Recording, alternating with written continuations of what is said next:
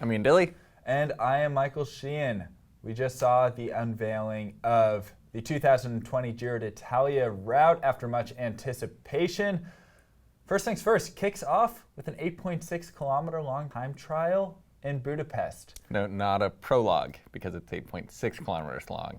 Exactly. It is squeaking over the distance to be called a time trial, definitively not a prologue. Still first stage time trial in Budapest. The race remains in Hungary for 2 more days. They are going to be flat sprint stages, stages 2 and 3. If this reminds you of anything, it should. It's pretty much a carbon copy of the 2018 Giro d'Italia's Grand Partenza in Israel.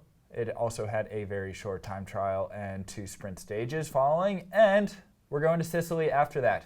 For 3 stages, I think that we can really expect to see a sprinter in the Maglia Rosa. However, things are going to change pretty drastically once we get into Sicily. The Giro d'Italia is doing a pretty wild transfer on day 3, flying from very far away in Hungary, across all of Italy, down to the soccer ball that the boot is kicking of Sicily, where we are going to go for our first hilltop finish for stage 4, and then stage 5 is a big one. Racers are going to Mount Etna. There is a summit finish on Mount Etna. This is Europe's highest volcano. We all know it. We all love it. Yeah, this is going to set the tone for the GC in the first week of the Giro. And then the second week doesn't really have any big GC days. It travels up along the Adriatic coast. The Giro does not visit the western coast of Italy this year. And a lot of the stages mimic what we'll see in Tirreno Adriatico. Lumpy stages along the coast, flat finishes. It is pretty much tailor-built for the Giro's big star, Peter Sagan, who is coming to the 2020 race for the first time in his career. Peter said specifically that these stages reminded him of Tirreno Adriatico, where he has had a lot of success, and we can certainly count on a lot of wins coming out of Sagan in 2020 if he shows up to the Giro with the form he's displayed at the Tour de France. Yeah, that is going to be a big question. We'll get into Peter Sagan's attendance coming up, but it is a pretty sleepy spell for the GC riders for the second week of the Giro d'Italia. Wait, I forgot to mention stage 14. But that's where it kicks back up. The time trial, this is a 33 roughly kilometer time trial rolling through the Prosecco region of Italy. And it is a time trial, I think, built specifically to entice riders like Tom Dumoulin, like Geraint Thomas, like Primož Roglic, who can put big time into the climbers on a stage like this. It is, some might call it a throwback since some Grand Tours are moving away from time trials, but it is going to be an interesting stage, and it's really going to set the tone for the final week. Note, it is also the wine stage. The best stage of the Giro d'Italia every year. Of course, celebrating Prosecco this year. Every year the Giro d'Italia does have a wine stage celebrating one of its varieties of wines. Ian and I, at least, always look forward to the wine stage. It's a great day. Great day. It's a great day, Act. Anyways, that is leading us into the third week of the Giro d'Italia, and this is where we get down to brass tacks for the GC riders. There are 4 really, really big mountain days. In the last, from stages 15 to 21, really, there are going to be 4 really big mountain days. Let's get into the Queen stage. This is going to be stage 20. It is a 200-kilometer long slog from Alba to Sestriere. The race dives off into France for this. There are 3 major climbs on French soil. The racers are going to tackle the Colle de Agnello, the Col d'Izoard, and Montgenèvre before they tackle the final climb of the race, the 11.4-kilometer long ascent at 5.9% to Sestriere. Lots of other big mountains this week also. They are, as I mentioned, that stage has the Izoard, which is pretty iconic. Racers are also going to hit the Stelvio on stage 18, another very, very big mountain day. This is, I think, the format that just drives success in Grand Tours, is a back-weighted, save the GC battle for the end. The GC riders, I think, are going to be pretty fresh after this second week, and we should be seeing just action pretty much back to back to back to close out this entire Giro. And on the final day, no procession. It's a time trial. Not a huge one, 16.5 kilometers, pan flat into the center of Milan. GC action is going to be going on until the very final second of the race. Yeah, I am really looking forward to the stage up and over the Stelvio, and kudos to the Giro d'Italia and race director Mauro Vegni for heading back to the high mountains after the Gavia Pass was unfortunately taken out of the race in 2019 because there was snowpack up on top. The riders literally could not get up and over the mountain. The Stelvio is another high peak right next to the Gavia, and if nothing else, it will add some drama. Will they, won't they get up and over the Stelvio in 2020? Lightning won't strike twice. How could it? Couldn't. Pretty sure the Stelvio is actually higher than the Gavia. Pretty sure it's the highest pass in Italy. Someone may want to fact check me on that. However, it is the highest pass in this year's Giro d'Italia. It is, of course, the Cima Coppi Prize. And rain or shine, snow, sleet, ice, massive snowbanks closing the road, whatever, we are looking forward to seeing the Stelvio come back to the Giro. And let's get into the big two storylines about this route. I think first off is the route itself. You know, we saw on October 15th when the Tour de France announced its route that they were billing it as the most mountainous route. No long stages, no real flat sprint stages, and only one time trial that finishes on top of a mountain. The Giro has really doubled down on traditional, balanced Grand Tour routes, and they should, because the Giro has produced fantastic finishes over the last few years. Vincenzo Nibali coming back and taking the win in the final stages of the 2016 race. Tom Dumoulin taking the pink jersey in the final time trial in 2017. And then, of course, Chris Froome with a all-day solo raid in the mountains. There is the Cima Coppi, 44 seconds now for Chris Froome. Now, we know how Buckle good... up, ladies and gentlemen. Indeed, just look at this. Look at the ice melt. Look at the snow melt just on the right-hand side. This man went clear with around 75 kilometres to go of the day. Sprint to the line, but Chris Froome, masterful performance, takes the win on top of the Jafrau. Coming back from, 3 minutes down to take the Maglia Rosa and win the 2018 Giro d'Italia.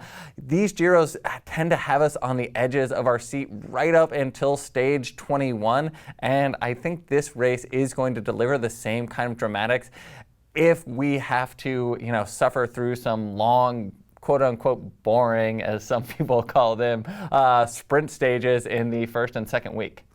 Yeah. I know that you personally are looking forward to them, though. I love them. I've got my special napping pillow and my nappy time tea. It's going to be great. Nobody wanted to know these things about you. But there is a great opportunity for Ian to have a nap on stage 19, right before the Sestriere stage. It's a 251-kilometer long sprint day.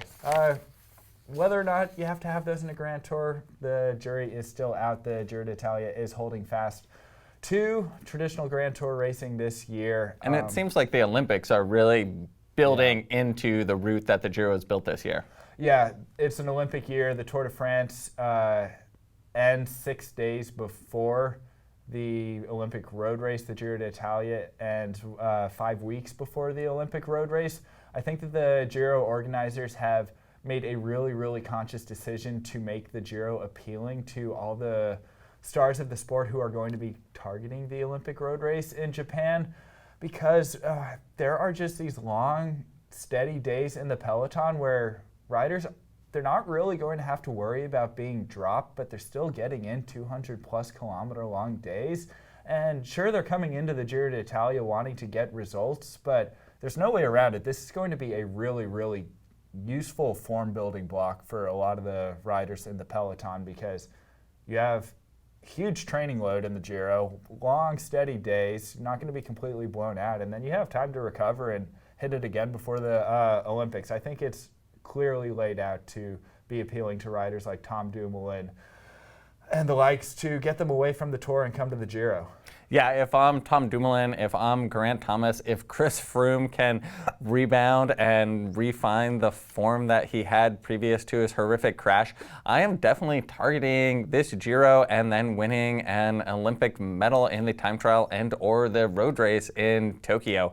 6 days between the Tour de France and the Olympics, it's just not enough time to go for the GC and also try to get a medal in Tokyo. And I think the Giro saw that and saw this as a great opportunity to steal some thunder away from the Tour de France.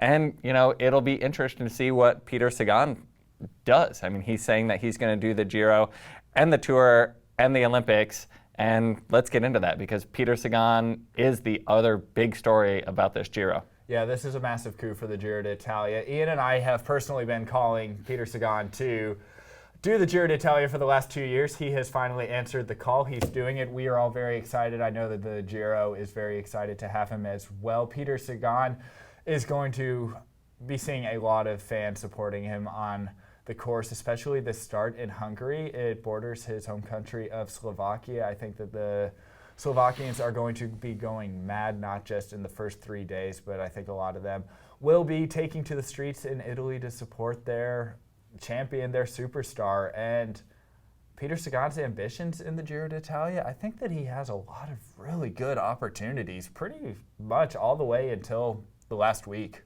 Yeah, no, it is going to be exciting to see him racing in this Giro, and I think it's going to be a lot of open racing. I don't think we're going to see Peter Sagan finishing fourth stage after stage like we see in the Tour de France. I think we might see him going in breakaways, winning out of small groups, much more dynamic, classic style racing for sure. Take stage 10. There are 3 50-kilometer-long circuits at the end of a Giro. It's almost like the end of a World Championships with, I think, 3 really steep climbs on the circuit each lap. It's tailor-made for Sagan. Yeah, and also Peter Sagan said he's going to retire because he has now done the Giro d'Italia. Yeah, we have an interview with Peter Sagan, and he said that he's always wanted to do the Giro d'Italia before he retires, and just one step closer to retirement. Well, I always said that I want to do Giro before I finish my career. Then maybe after Giro I can finish my career. Okay, it's a good joke. But what was the most difficult part in that? Because your classics in spring. How you know it's joke? Just knowing your interviews. Yes. Maybe. First 3 stages. I feel like he just likes teasing the media and subsequently the fans, like keeping us on the edge. Will he, won't he retire? I don't think he has any plans of hanging it up. I feel very bad for anybody who has to interview Peter Sagan, personally. But honestly, like Sagan has hinted at this, and I wouldn't put it past him to retire young because he's done pretty much everything. Except win an Olympic medal, which I also want to get into. Yeah. At the Rio Olympics, he felt like the course was too challenging. He opted to do the mountain bike race. He flatted out of the mountain bike race and had to watch Greg Van Avermaet, one of his key rivals, win an Olympic medal in Rio. And Rio actually has more climbing than Tokyo had. Rio had over 16,000 feet of climbing, while Tokyo has 14,000 feet of climbing, which is still a lot of uphill for a rider like Peter Sagan.